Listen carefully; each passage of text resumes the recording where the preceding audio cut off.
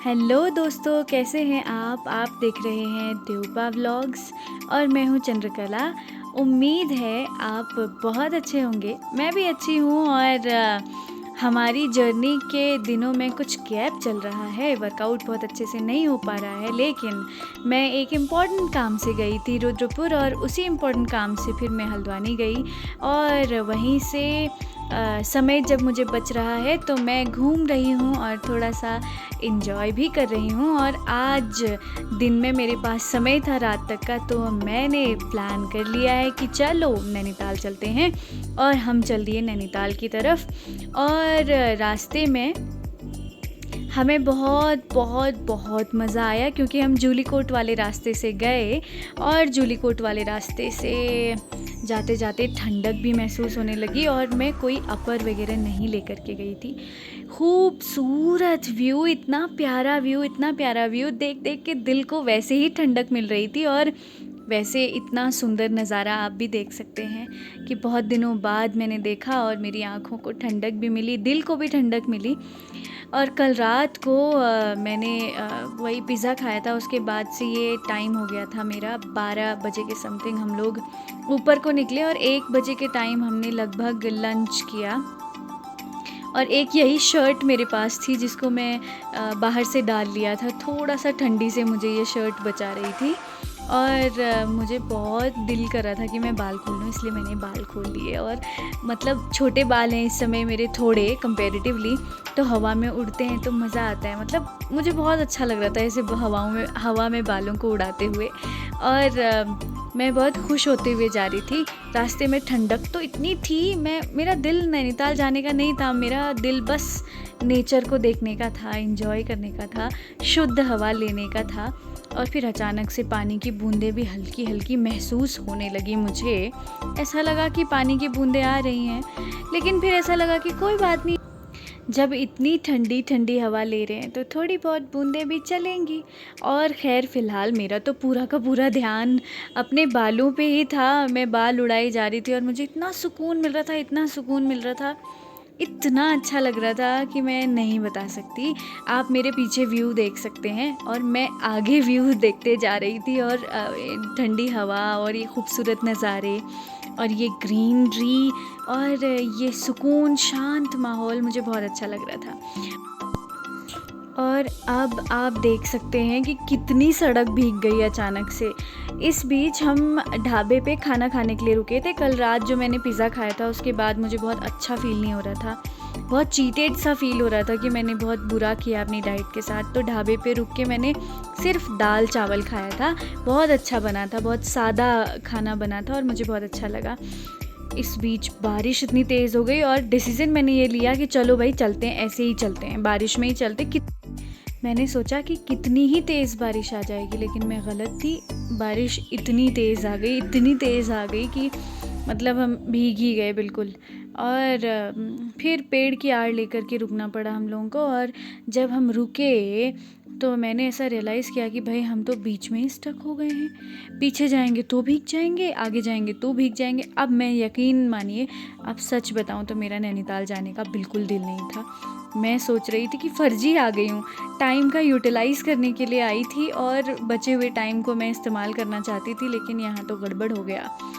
और देखिए बारिश इतनी तेज़ हो गई, वो तो थैंक गॉड हमको थोड़ा ही ऊपर भीगते हुए जाके एक ढाबा मिला और वहाँ पे हम बैठे। इतनी तेज़ बारिश है, आप देख सकते हैं कि मतलब समझिए अगर 1 मिनट आदमी बाहर रहे ना तो पूरा सर से पाँव तक भीग जाए। और थोड़ी देर बाद यहाँ पे हमको 1 घंटा वेट करना पड़ा बारिश रुकने का। और यहाँ पे चाय पी, बारिश भी आई, धूप भी आई, लेकिन बारिश रुकी नहीं, भीग गई। और यहाँ 1 घंटे बैठे बैठे, 1 घंटे से भी ज़्यादा टाइम बैठे बैठे मुझे नींद आने लगी, लिटरली नींद आने लगी। पर क्या करें, ज़बरदस्ती की चाय पी। फिर थोड़ी बारिश कम हुई तो यहाँ से निकलने का डिसीज़न लिया भैया, लेकिन हम भीग भी गए। और जूलीकोट का रास्ता और नैनीताल का रास्ता, भाई साहब इतनी ठंडी लग गई कि हम कांप रहे थे लिटरली। मन में पछतावा बहुत हो रहा था कि आ क्यों गए। ऊपर से मैंने हेलमेट मांग लिया कि भाई मेरे सर के बाल भीगने नहीं चाहिए ज़्यादा, वरना मुझे सर्दी लग जाएगी, क्योंकि मेरी तबीयत ऐसे भी ठीक नहीं थी, ख़राब थी और मैं बहुत ज़्यादा ठीक नहीं फ़ील कर रही थी। तो जैसे ही बारिश रुकी और धूप आई, मैंने कहा धूप सेक लें। इतनी गर्मी के मौसम में, इतनी ह्यूमिड वाले मौसम में, शहरों में जहाँ हम एसी के बिना रह नहीं पाते, नैनीताल का मौसम ऐसा है, ये जूलीकोट वाले रास्ते का मौसम ऐसा है कि यहाँ पर मुझे धूप सेकनी पड़ी लिटरली। मैंने यहाँ आधे घंटे रुक कर के धूप सेकी और फिर वही बात हो गई कि मैंने बड़ी मुश्किल से अपने बाल सुखाए। कपड़े तो सूख नहीं पाए, मेरी शर्ट पूरी तरह से भीगी थी, फिर भी मैं इंजॉय करते हुए गई। मेरे सूखे हुए बालों को मैंने बांध लिया और मैं गाना गाते हुए गई ज़ोर ज़ोर से। खूब इंजॉय किया। प्यार दीवाना होता है, मस्ताना होता है, ये शाम मस्तानी। अब क्या कर सकती थी, इंजॉय ही कर सकती थी। बीच में मैंने अपना छोटू सा बैग रखा था, जिससे हवा आने से थोड़ी सी पेट में बच रही थी। गाने गाते गाते गाते गाते हम मंजिल के करीब थे और फिर वही बात आप देख ही रहे होंगे कि मैंने फिर से बाल खोल लिए क्योंकि क्रेज़ ही इतना आया था मेरे अंदर बाल खोलने का, मतलब बहुत दिल था मेरा बाल खोलने का। और गाते गाते इंजॉय करते करते मतलब मेरा चेहरा भी काला और नीला पड़ गया था, आंखें भी नीली पड़ गई थी, इतना ठंडा लग रहा था मुझे, और होंठ भी काले काले हो गए थे ठंडी से, सच में लग रहा था। फिर मैंने सोचा कि इंजॉय करते हैं इसको, जब फ़ैसला ले ही लिया है चलने का तो गाते हुए चलते हैं। मैं खूब इंजॉय कर रही थी। मैंने कहा ज़्यादा से ज़्यादा गला ख़राब हो जाएगा, ज़्यादा से ज़्यादा हम बीमार पड़ जाएंगे, थोड़े दिन में ठीक हो जाएंगे, इन्जॉय इट। तो फाइनली नैनीताल पहुँचे और वहाँ जाके ऐसा लग रहा था पहले कि रश नहीं होगा, लेकिन आगे बढ़ते बढ़ते ऐसा लगा कि भाई साहब यहाँ बहुत अधिक भीड़ है, यहाँ इतने सारे लोग हैं, इतने सारे लोग हैं, इतने सारे, और इतने कपल, हर जगह कपल कपल कपल, और इतनी सारी भीड़।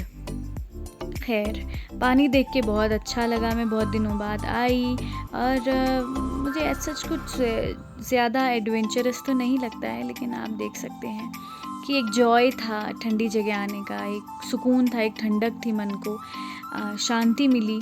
पर मैं अगर बताऊं आपको तो नैनीताल में भी बहुत रश हो चुका है, बहुत पोल्यूशन भी हो चुका है, फूड की क्वालिटी भी बहुत गिर चुकी है, मतलब बहुत अजीब सा हो गया है नैनीताल में। इससे और ज़्यादा ठंडी होती थी, जो कम हो गई है, मतलब इससे बहुत ज़्यादा ठंडा होता था नैनीताल में इस टाइम पर बारिश के मौसम में, और इस समय कम है ठंडा, क्योंकि मैंने शर्ट में काम चला लिया नैनीताल में। तो समझिए कि मतलब काफ़ी ग्लोबल वार्मिंग बढ़ चुकी है, बहुत कुछ हो चुका है चेंज, और ट्रैफिक भी बहुत लग गया था।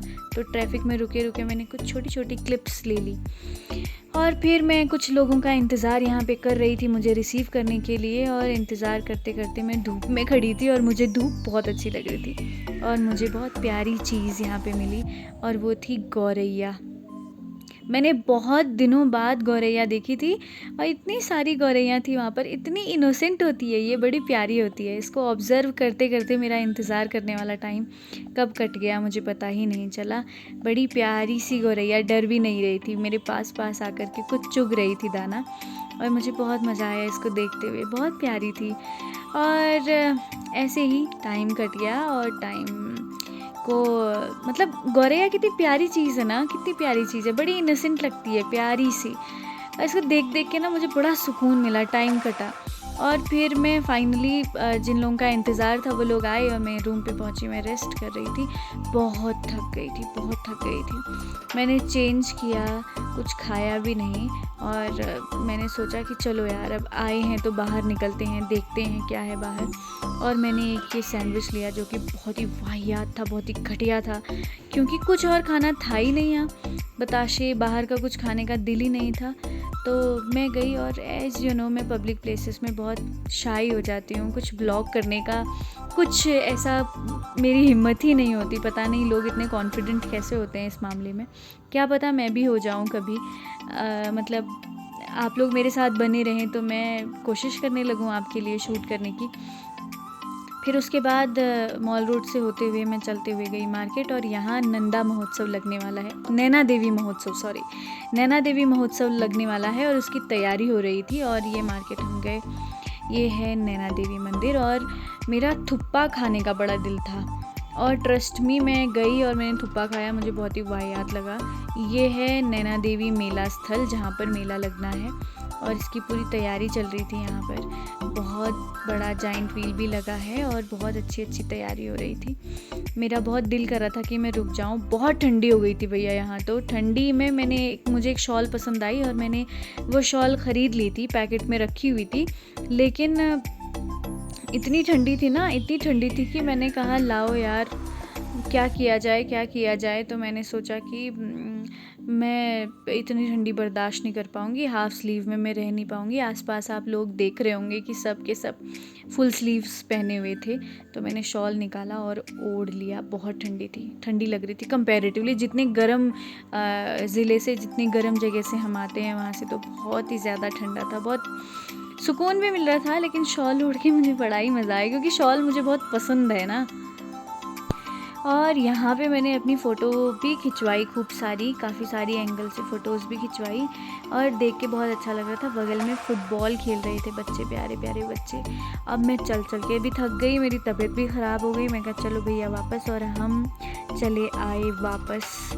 और नैनीताल का नज़ारा लेते हुए, खूबसूरत नज़ारा लेते हुए, बहुत अच्छी तैयारी चल रही है। ये महोत्सव बहुत अच्छा लगने वाला है, लेकिन हमारे पास टाइम नहीं है, तो इसीलिए। और ये मैं भूल गई, मॉल रोड के साइड ही कोई जगह है जहाँ पर मैं इंतज़ार कर रही थी। और बस फिर हो गया टाइम जाने का, और फिर मैंने किया आप लोगों से गुड नाइट, बाय बाय। और कल जो भी शेड्यूल होगा मैं आपसे शेयर करूँगी। टेक केयर, फिर आपसे मुलाकात होगी। Bye bye, keep smiling, stay with me, stay motivated. आज मैंने सच कुछ चीट नहीं किया, लेकिन थुप्पा खा लिया, जो कि बिल्कुल अच्छा नहीं था। अभी के बाद कोशिश करूँगी कि कुछ चीट ना करूँ, और अब मैं रात को भी अच्छा ही खाना खाऊँगी। Bye bye, take care, see you then.